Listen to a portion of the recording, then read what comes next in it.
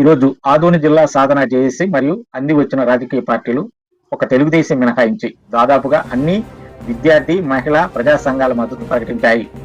వ్యాపారులు స్వచ్ఛందంగా బంద్కు మద్దతు తెలుపుతూ షాపులను బంద్ చేశారు.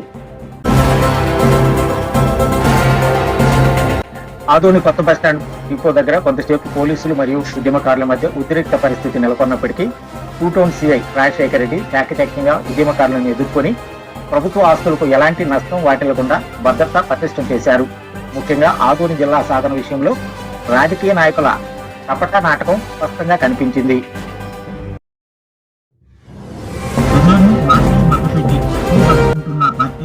గుట్టు రద్దయింది. ముఖ్యంగా గమనించాల్సిన విషయం ఏంటంటే, మేము మద్దతు ఇచ్చాము అంటూ నామకార్థంగా అరకొరగా మద్దతు తెలపడం తప్ప ఏ రాజకీయ పార్టీ కూడా పూర్తి స్థాయిలో తమ బలాలను ప్రదర్శించలేకపోయినన్న మాట వాస్తవం. విద్యార్థి, మహిళా, ప్రజా సంఘాల పాత్ర తప్ప రాజకీయ పార్టీల ప్రమేయం చాలా తక్కువగా కనపడిందనే దాంట్లో సందేహమే లేదు. రానున్న స్థానిక సంస్థల ఎన్నికలను దృష్టిలో పెట్టుకుని రాజకీయ పార్టీలు డ్రామాలు ఆడుతున్నాయన్న తప్ప ఏ పార్టీ కూడా సంపూర్ణంగా తమ బలాలను బంద్లో ప్రదర్శించలేకపోవటం స్పష్టంగా కనపడింది.